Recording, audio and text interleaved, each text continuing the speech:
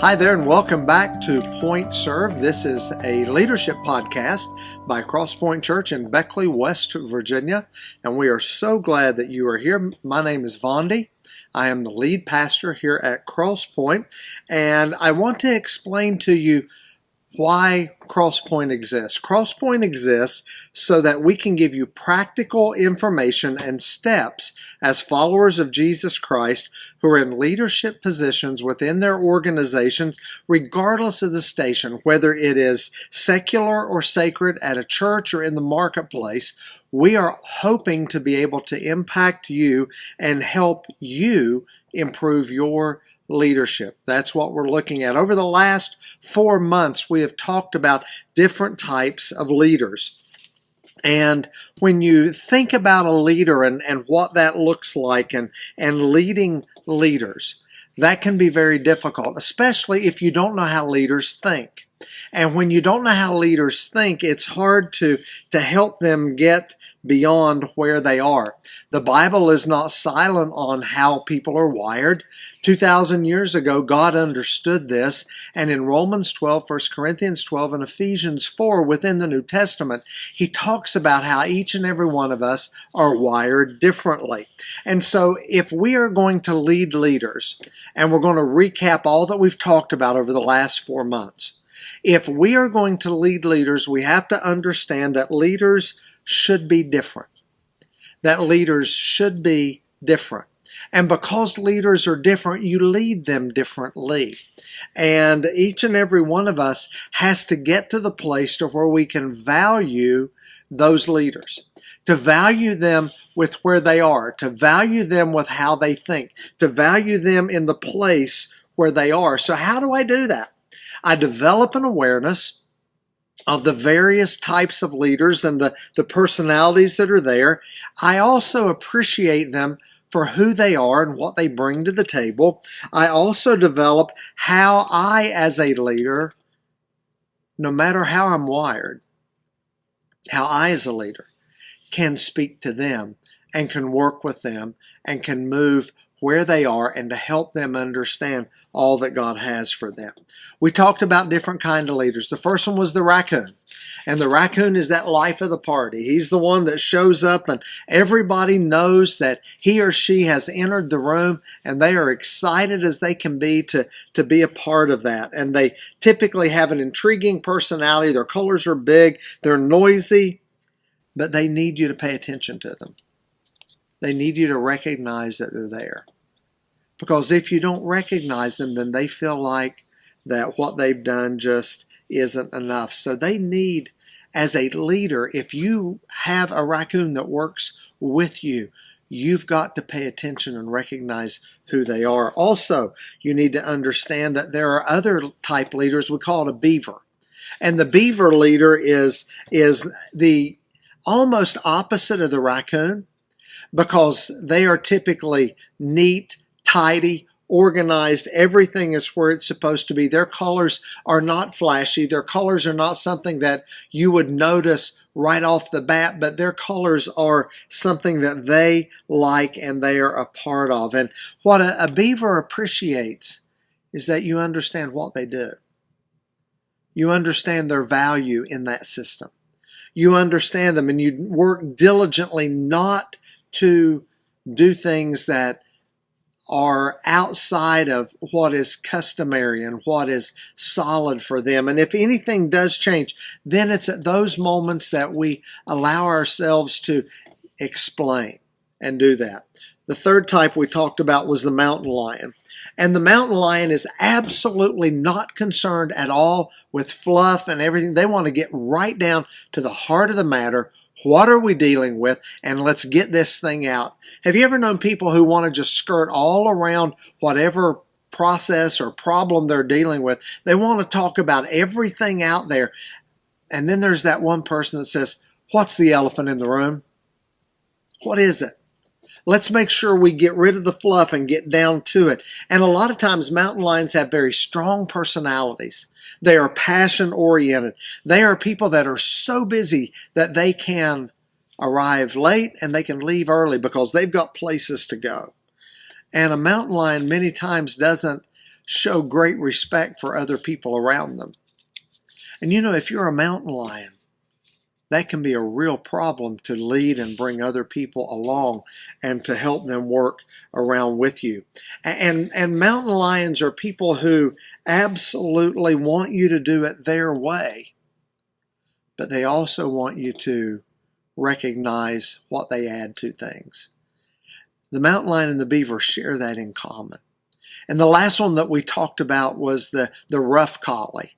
The rough collie that barks at strangers and wags its tail at its friends. The rough collie who wants to know in 100 years what we're doing, is it going to make a difference? But they really need your respect. They need you to respect who they are and what they do. Now, as a leader, we shared all of those things over the last 4 months so that you could really drill in to the people that you work with. Which one are you?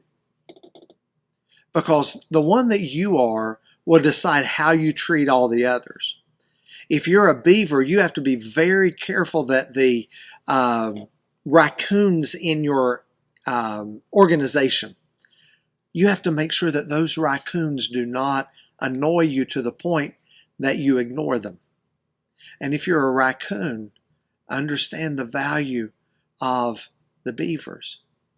But as a leader, if I'm going to lead raccoons and beavers and mountain lions and collies, what are things that I can do to show them value? Because so many times we think a pizza party or some money may be that which really shows how much we care in an organizational structure, and that's not always the case. You see, for a raccoon, if you threw a party, that may be all they need to celebrate them, to give them a plaque, to let them have something they can hang on the wall. That would speak to them. When it comes to the beaver, to acknowledge their hard work. Again, a plaque may be enough for a beaver, or they may want some monetary appreciation for what they do. When it comes to the mountain lion, when you recognize their value, then you begin to figure out what speaks to them. How is it that that mountain lion can even be a better leader underneath your leadership? If you learn how to find that place which is absolutely amazing for them. For a mountain lion to take their advice, to be able to implement something that they see and to let everybody know that it was their idea and their suggestion, that may be exactly what they need for them to work even harder for you. And for the collie to brag on a job well done. Regardless of what it may be, if they are sweeping the floors and they are maintaining the cleanliness of the building, to brag on them and talk to them how important that is and how you appreciate that and how all the people around you appreciate that. And how those first impressions are so important and you respect what they do. A lot of times people don't think that the leaders respect what they do. And if it wasn't for all of us doing what we do, no leader could even stay in business. So as you're thinking about, again, the raccoons, the beavers, the mountain lions, and you're thinking about the rough collies, what can you do as a leader?